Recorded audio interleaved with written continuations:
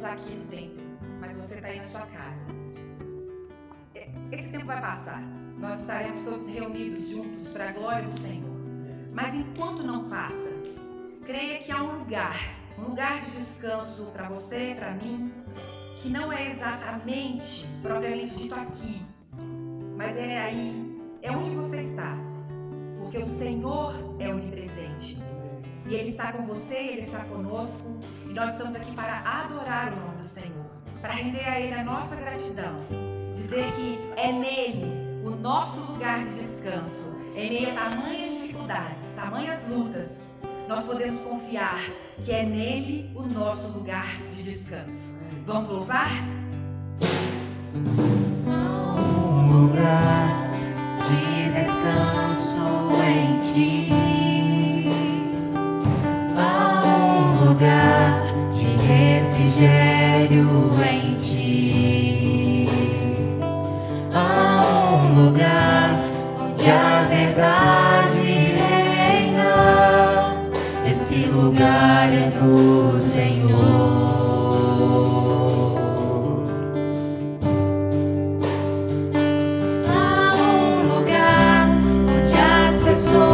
Não me influenciam. Há um lugar onde eu ouço o teu Espírito. Há um lugar de vitória em meio à guerra. Esse lugar é no Senhor. Esse lugar é no Senhor.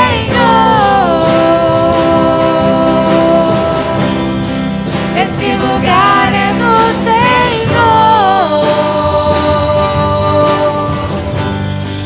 Esse lugar é no Senhor.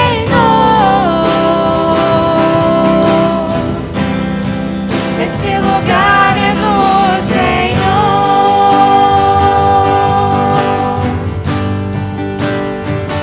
Há um lugar onde a inconstância não me domina. Há um lugar onde minha fé é fortalecida. Há um lugar onde a paz é quem governa. Esse lugar é no Senhor.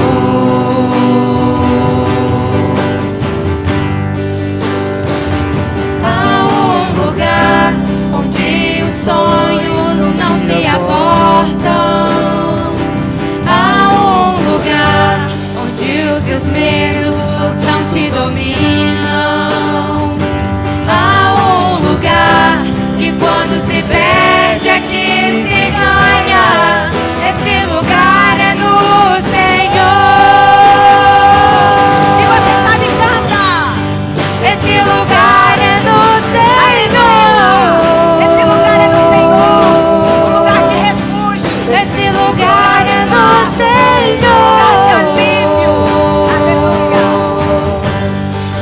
Esse lugar é no Senhor.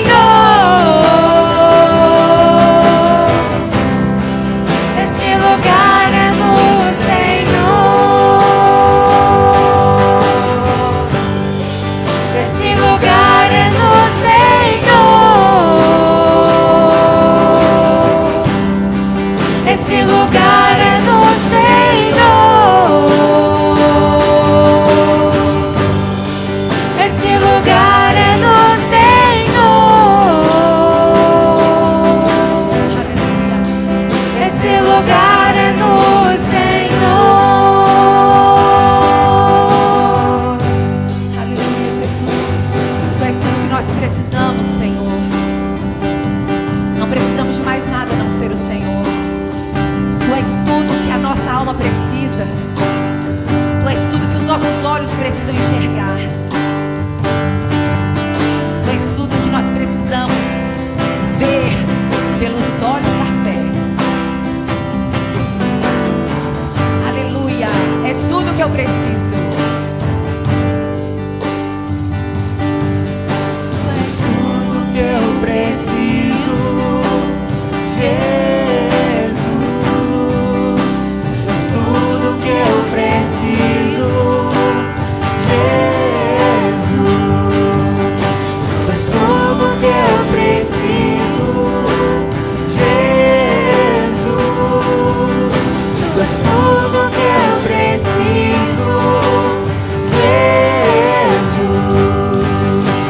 és tudo que eu preciso, Jesus.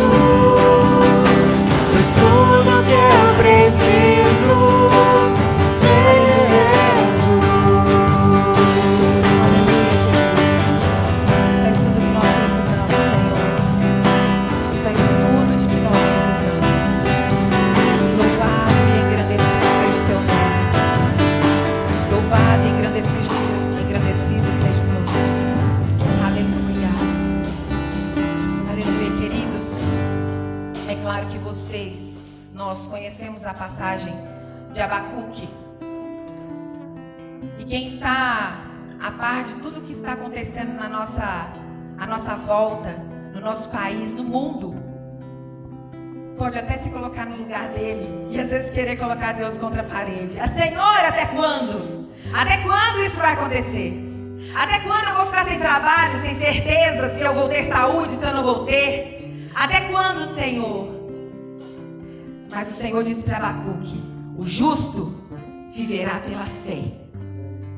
E é nessa fé de que, independente das circunstâncias, nós temos motivos para louvar, pela certeza que temos da salvação. Então viva pela fé. A fé que você prega, ela tem que ser a fé que você vive. A fé que eu vivo, a fé que eu mostro para todo mundo, ela tem que sair de dentro do nosso coração.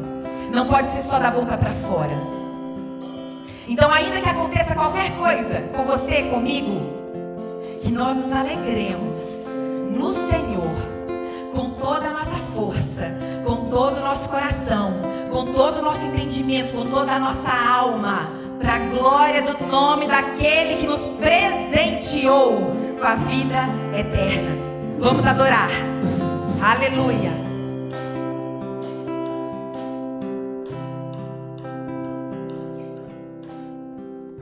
Eu tenho um Deus que não vai deixar essa luta me matar, o desespero me tomar. Por mais pressão que seja a situação, o controle ainda está na palma de suas mãos. De novo. Eu tenho um Deus que não vai deixar essa luta me matar, o desespero me tomar. Por mais pressão que seja a situação, o controle ainda está na palma de suas mãos. Choro dura uma noite, mas a alegria ela vem pela manhã. Eu creio, eu creio. Choro dura uma noite, mas a alegria ela vem pela manhã. Eu creio, eu creio. Ainda que a figueira não floresça e não haja fruto na vide e o produto da oliveira minta, todavia me alegrarei, todavia me alegrarei, todavia me alegrarei.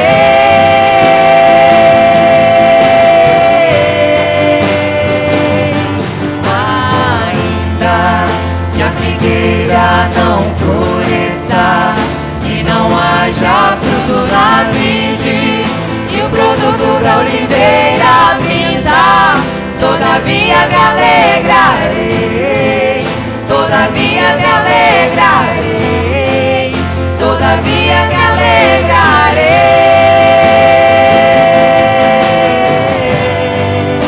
O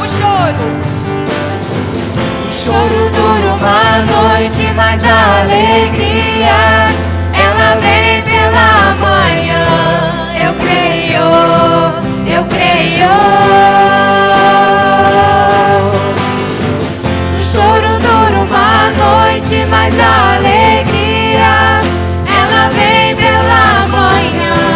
Eu creio, eu creio. Ainda que a figueira não floresça e não haja fruto na vide e o produto da oliveira minta, todavia me alegrarei, todavia me alegrarei, todavia me alegrarei.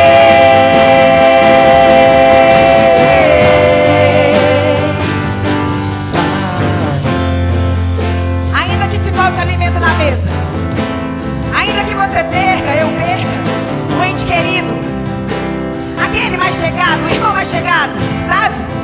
Um amigo.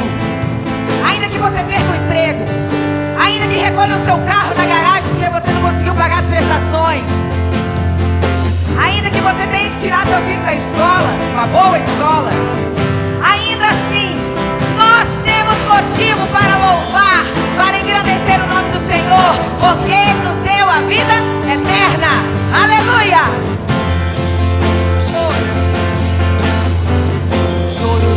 Uma noite, mas a alegria ela vem pela manhã.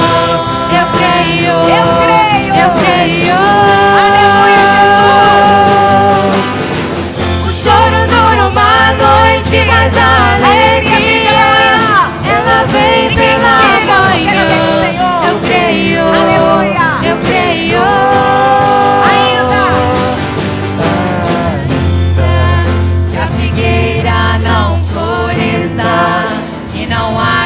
Fruto na vide e o produto da oliveira minta, todavia me alegrarei, todavia me alegrarei, todavia me alegrarei.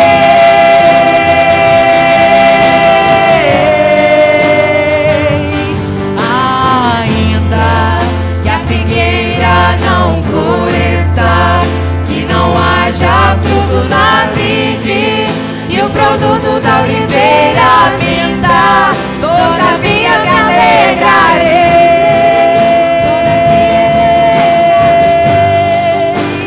Em ti, Jesus, todavia nos alegraremos em ti, Senhor, porque o Senhor é o dono da nossa vida.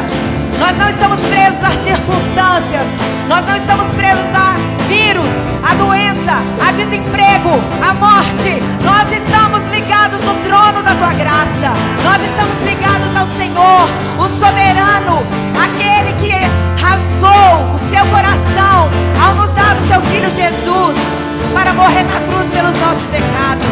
É a esse Deus, é a esse Pai que nós estamos ligados nessa hora em adoração. Todavia nos alegraremos em ti, Senhor. Haja o que houver, haja o que houver, a nossa redondeza, haja o que houver na nossa família, haja o que houver na nossa profissão, haja o que houver na nossa empresa. Nós estamos ligados no Senhor e todavia, diante de tudo, nós nos alegraremos em ti. Aleluia! Ainda que a figueira não floresça e não haja fruto na vide e o produto da oliveira minta, todavia me alegrarei, todavia me alegrarei, todavia me alegrarei.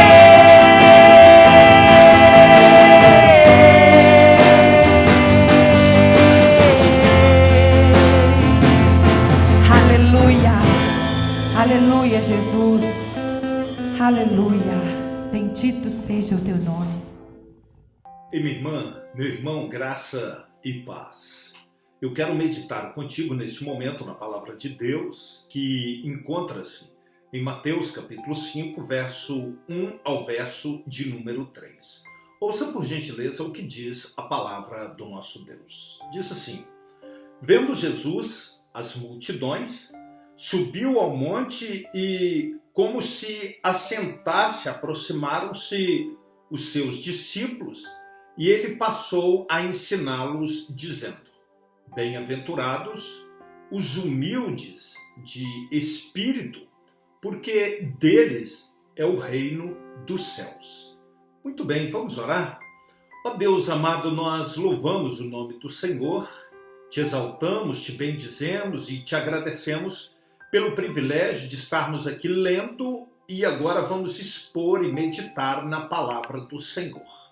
Pedimos que o Senhor fale ao coração de cada um dos que encontram-se ao alcance da nossa voz nesse momento. Fale conosco, nós te clamamos em nome de Jesus. Amém. Nós estamos aqui em Mateus capítulo 5, verso de número 1 ao 3, sequenciando uma mensagem que já começamos a falar sobre a felicidade dos humildes de espírito. Pois bem, agora queremos destacar algumas coisas que podemos ver aqui no texto que acabamos de ler. A primeira coisa que nós vamos notar aqui no texto lido é que a verdadeira felicidade é um grande paradoxo aos olhos do mundo.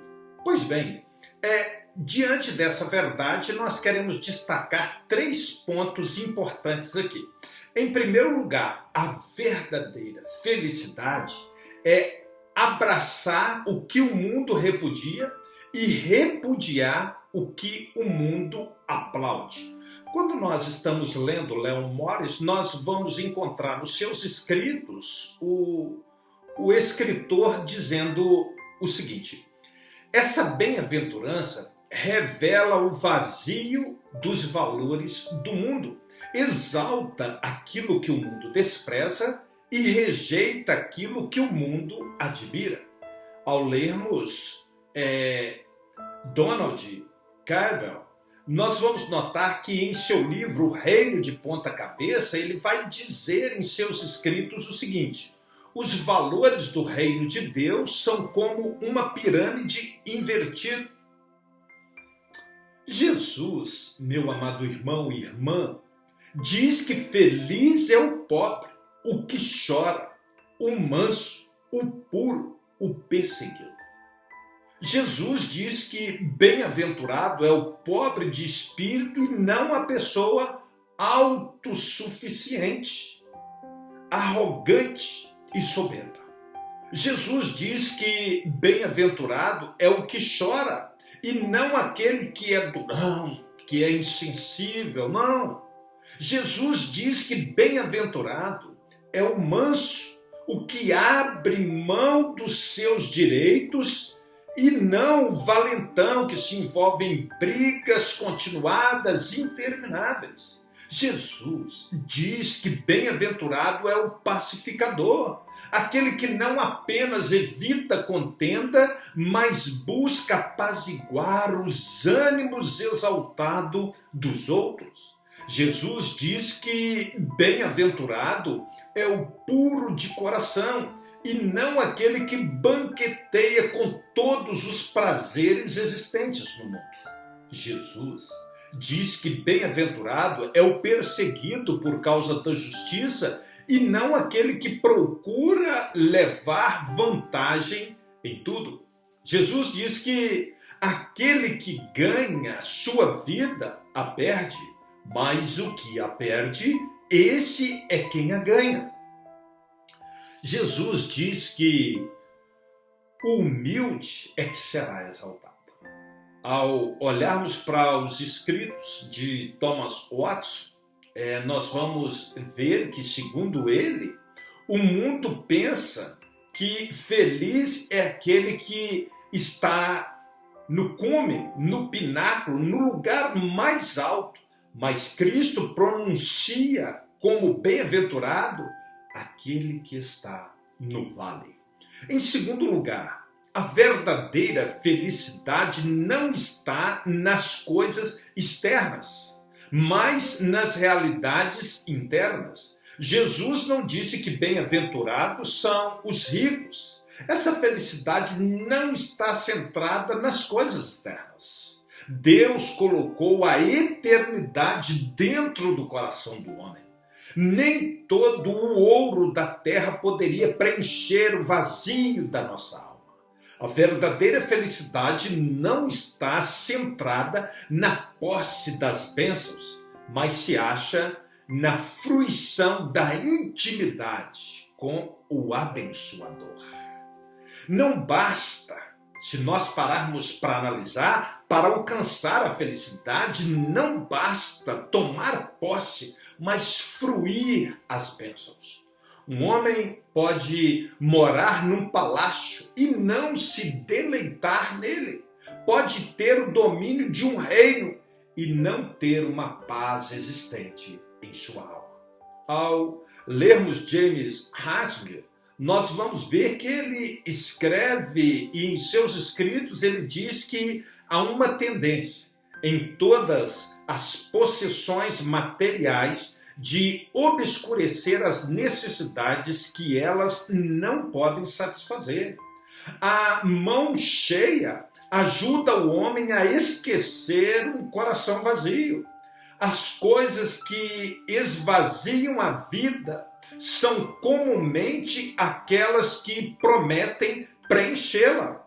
Jesus falou do homem que derrubou seus celeiros para construir outros novos e maiores e estocar abundante provisão, dizendo para a sua própria alma, para comer e regalar-se. Mas como coisas não satisfazem o vazio da alma, Jesus chamou esse rico de louco. A felicidade, meu querido, minha querida, não está no topo da pirâmide social, nem mesmo no prestígio político e nem tampouco no prestígio econômico. Quando Davi pecou contra Deus e adulterou com Betseba, continuou no trono, mas a mão de Deus pesava sobre ele de dia e de noite. Seu vigor se tornou em sequidão de estio. A alegria fugiu da sua face e a paz bateu asa, foi embora do seu coração. A verdadeira felicidade, meu querido, minha querida, é deleitar-se em Deus e alegrar-se com o sorriso de Deus, é beber dos rios dos seus prazeres, conforme nos orienta Salmo capítulo 16, verso de número 8.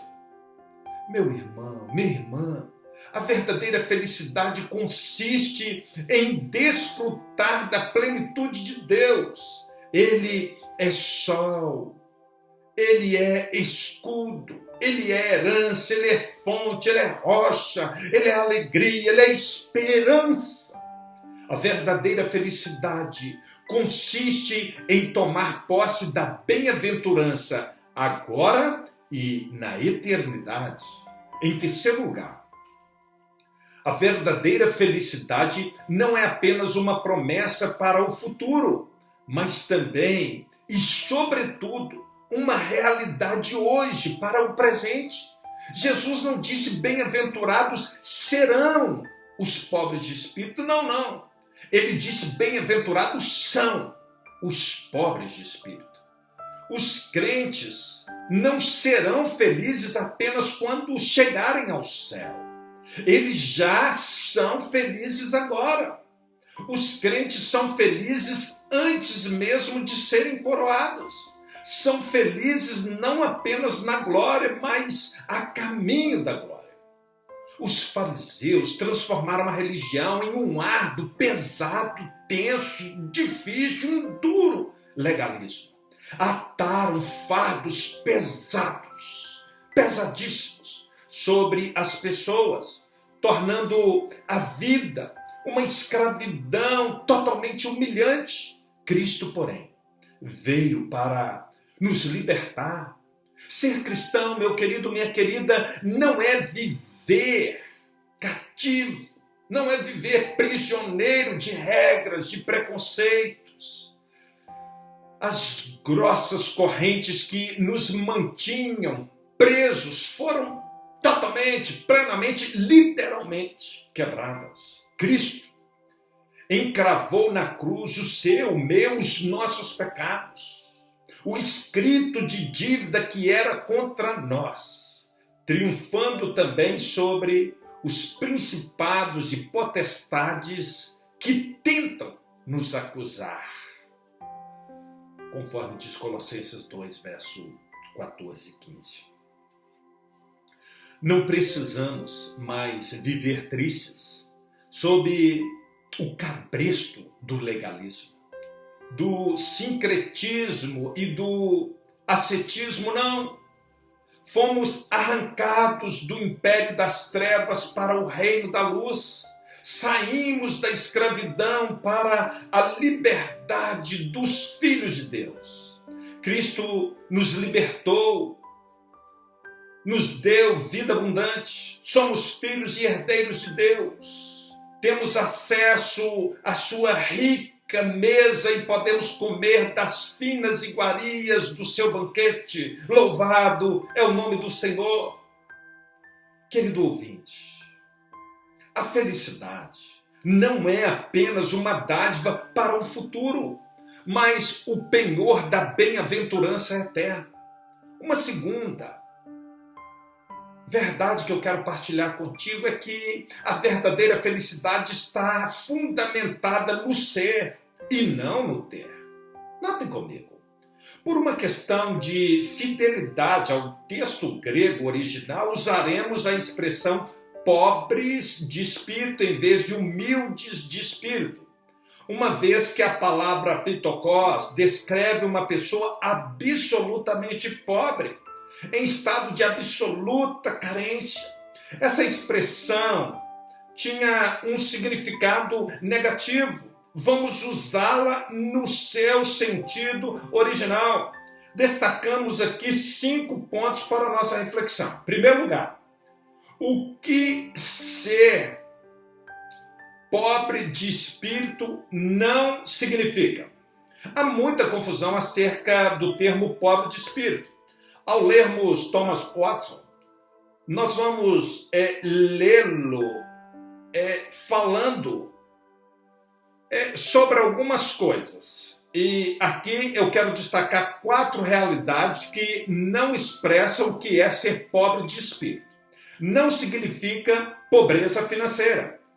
Francisco de Assis foi o patrono daqueles que pensam que renunciar às riquezas financeiras para viver na pobreza ou em um monastério dava crédito ao homem diante de Deus. Tal opinião violenta frontalmente as Escrituras. A pobreza em si não é um bem, da mesma forma que a riqueza em si não é um mal. Uma pessoa pode ser pobre financeiramente e não ser pobre de espírito. A pobreza financeira não pode ser resultado da obra do diabo, da exploração, da ganância e da preguiça. Ou às vezes pode às vezes ser uma obra do diabo. A pobreza às vezes pode ser consequência de exploração. A pobreza às vezes pode ser consequência da ganância e às vezes da preguiça. A pessoa ficou preguiçosa e empobreceu.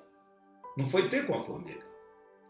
Ao lermos William Barclay, nós notamos que ele está correto quando diz que a pobreza não é boa e que Jesus não qualificou os pobres financeiramente como bem-aventurados.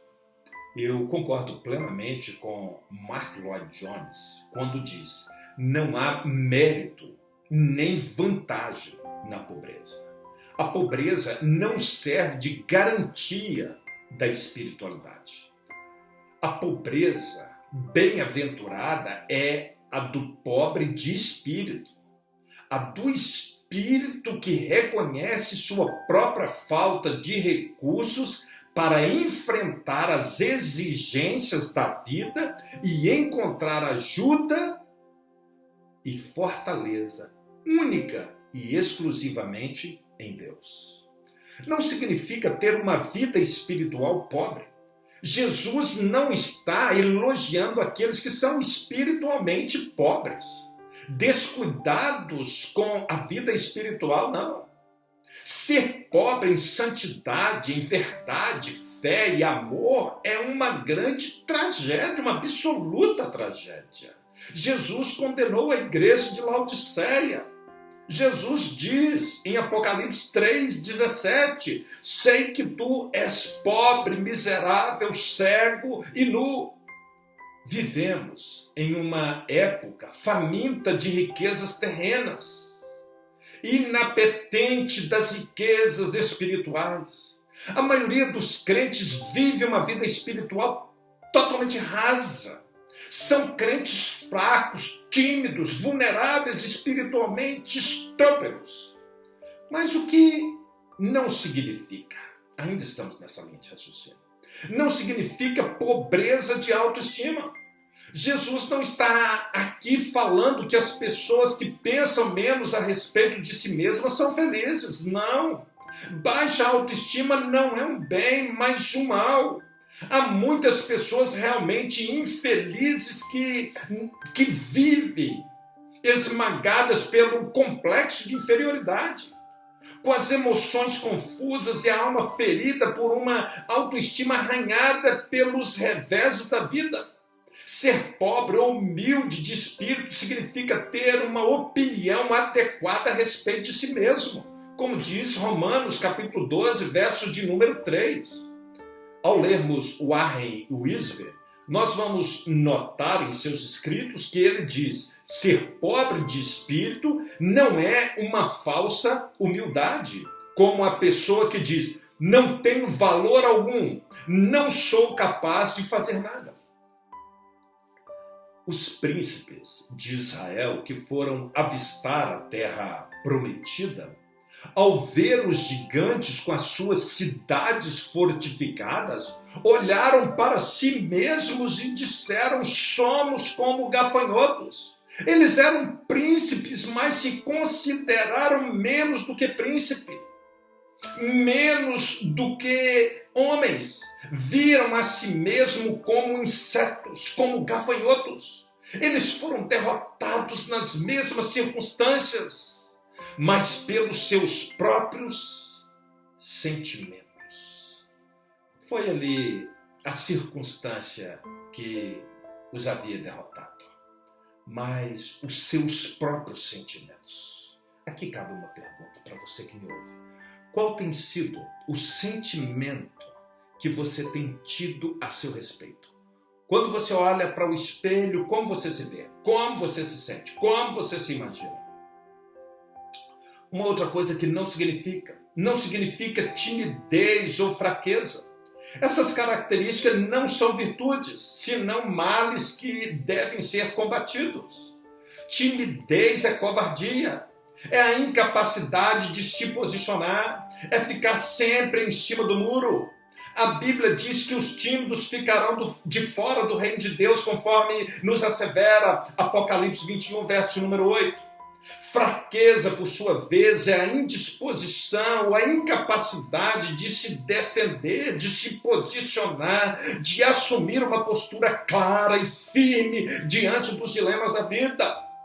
Aqueles que vivem prisioneiros no cipoal da timidez e da fraqueza não são felizes. O poeta diz que a vida é um combate que aos fracos abate, que aos fortes só pode exaltar. Ser forte não é andar escorado no bordão da autoconfiança, mas depositar sua confiança naquele que tem todo o poder e autoridade, tanto no céu como também na terra. Segundo lugar, o que significa então ser pobre de espírito?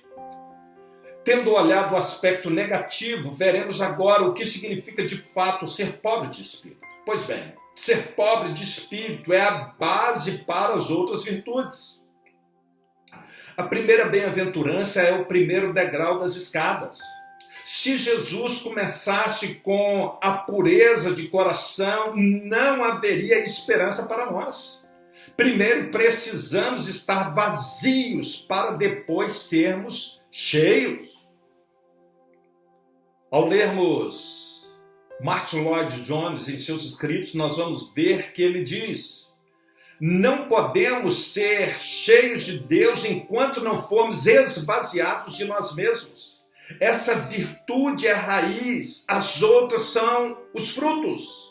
Uma pessoa não pode chorar pelos seus pecados até saber que não tem méritos diante de Deus. Você jamais sentirá fome, sede de justiça, a não ser que saiba que carece plenamente, cabalmente, totalmente da graça.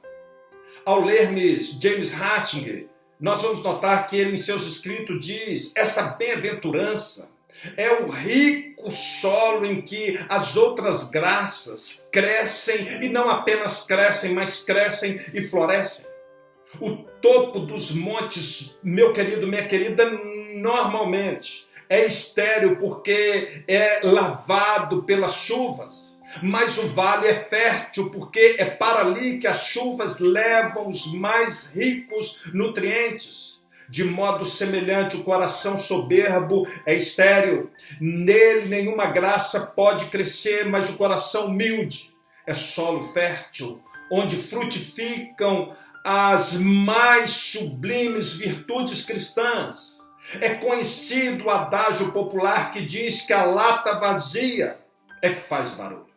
São os restolhos secos que ficam empinados aos céus, mas as espigas cheias de grãos se dobram. Ser pobre de espírito é reconhecer nossa total dependência de Deus. No grego, há duas palavras para designar pobreza. A primeira delas é penes. É usado para descrever o homem que tem de trabalhar para ganhar a vida. É aquele que não tem nada que lhe sobra. É o homem que não é rico, mas que também não padece necessidade. Ele não possui o supérfluo, mas tem o básico. A segunda palavra é ptokos. Descreve a pobreza absoluta e total daquele que está afundado na miséria. É ser pobre como um mendigo. Trata-se da pessoa extremamente necessitada, aquele que não tem nada. Ptokos significa que você é tão pobre que precisa mendigar. Penes significa que você pode sustentar-se. Ptokos é a palavra que Jesus usou. Feliz é o homem que reconhece sua plena, cabal, total carência e coloca a sua confiança em Deus. Ao olharmos para o hebraico, a palavra pobre designava o homem humilde que põe toda a sua confiança em Deus. Feliz é o homem que reconhece que o dinheiro, o poder e a força não significam nada, mas Deus é que significa tudo. Feliz é o homem que sabe que Deus é o único que pode oferecer-lhe ajuda, esperança e fortaleza. Ele sabe que as coisas nada, absolutamente nada significam, mas Deus significa tudo para ele. Ao lermos John MacArthur, eu posso afirmar que ele está correto quando diz que esta bem-aventurança é destinada aos pobres de espírito. Ela faz reverência à pessoa interior, não ao corpo. O homem está mendigando no seu interior, não necessariamente na aparência. Trata-se daquela pessoa aflita e abatida de espírito, que treme diante da palavra de Deus, conforme nos diz Isaías capítulo 66, verso de número 2. Antes de sua conversão, Agostinho de Hipona, a maior expressão da igreja ocidental, entre Paulo e os reformadores, se orgulhava tanto de sua inteligência que dizia que ela o impedia de crer. Só depois de se esvaziar de seu orgulho, ele conheceu a Deus e se rendeu ao Senhor. De igual forma, Martinho Lutero, O monge agostiniano, quando jovem, entrou para um monastério a fim de conquistar a salvação por meio de sua piedade, mas só depois que se esvaziou de sua vã confiança em si mesmo, correu para os braços de Jesus a fim de receber a salvação. Ao lermos Mark Lloyd Jones, nós vamos ver que ele é enfático quando escreve o seguinte: não estamos aqui considerando um homem face a face com outro, mas considerando homens frente a frente com Deus. E se alguém na presença de Deus sentir alguma outra coisa qualquer, além da mais total penúria de espírito, isso apenas significará, em última análise, que tal pessoa nunca esteve na presença do Senhor. Esse é o significado da primeira bem-aventurança. Ao lermos John Stott, nós vamos ver que ele diz: ser pobre de espírito é reconhecer a nossa pobreza espiritual, ou falando claramente, a nossa falência espiritual diante de Deus, pois somos pecadores, sob a santa ira de Deus, e nada merecemos além do juízo de Deus. Nada temos que oferecer, nada que reivindicar, nada com que comprar a favor dos céus. Ao olharmos os escritos de John Charles Hiller, nós vamos notar que ele em seus escritos diz que os humildes de espírito são aqueles que estão convencidos dos seus pecados e não procuram ocultá-los de Deus. Ser pobre de espírito é agir como o publicano. Senhor, compadece-te de mim, um pecador. O reformador de Genebra, João Calvino, disse: só aquele que em si mesmo foi conduzido e reduzido a nada e repousa na misericórdia de Deus é pobre de espírito. Moisés disse: Senhor, quem sou eu? Eu não sei falar. O profeta Isaías clamou: ai de mim, estou perdido. O apóstolo Pedro gritou: Senhor, afasta-te de mim, porque sou pecador. O apóstolo Paulo clamou: miserável homem que sou. Querido, querida, ser pobre de espírito é expor suas feridas ao óleo do divino médico. Se uma pessoa não é pobre de espírito, não acha sabor no pão do céu, não sente sede da água da vida, ela pisará nas riquezas da graça e jamais desejará redenção ou terá prazer na santificação. Que o Senhor nos ajude a reconhecer que somos humildes de espírito, que somos totalmente dependentes do Senhor. Vamos orar? Ó Deus bendito, nós adoramos o Senhor. Te louvamos, ó Deus, pelo privilégio de ler a Tua palavra. Que bênção, ó Deus, a palavra do Senhor trazendo aqui como o início das bem-aventuranças, ser pobre de espírito. Deus, nos ajude a reconhecer a nossa plena, total dependência do Senhor. Precisamos do Senhor, dependemos de Ti. Deus, nós queremos colocar a vida de cada um de nós diante do Senhor. Queremos colocar, ó Deus, o prefeito e toda a autoridade municipal diante do Senhor e rogar as Tuas bênçãos. Queremos clamar ao Senhor pelo governador do estado e toda a autoridade estadual e rogar para a vida dessas autoridades constituídas pelo Senhor a bênção do Senhor para que possam ouvir, entender e obedecer a voz do Senhor e assim venha bonança sobre o nosso estado. Queremos colocar o presidente da nossa nação, juntamente com todas as autoridades da Federação Brasileira, da República Federativa do Brasil, diante do Senhor. Deus, nesse tempo pandêmico que estamos vivenciando, nós rogamos a graça, o poder e a bênção do Senhor para as nossas vidas. Dependemos de Ti, dependemos do Senhor. Deus, guarda a nossa vida, guarda a nossa família, guarda a nossa cidade, o nosso estado, a nossa nação, as demais nações, Senhor. Em nome de Cristo Jesus, que nesse guardar do Senhor possamos temê-lo, saber que dependemos do Senhor. Estamos diante de um vírus totalmente invisível que não sabemos onde está, mas o Senhor é poderoso para nos guardar do vírus e de todas as demais vicissitudes dessa vida. Ó Deus, queremos enfatizar a nossa plena dependência do Senhor. Louvado é o teu nome. Graças te damos pelo privilégio de dependermos e sabermos que somos guardados, protegidos e sustentado por esse Deus todo-poderoso que é o Senhor. Nós te louvamos, te bendizemos em nome do teu Filho, o nosso Salvador e Senhor Jesus Cristo. Amém. Graças a Deus.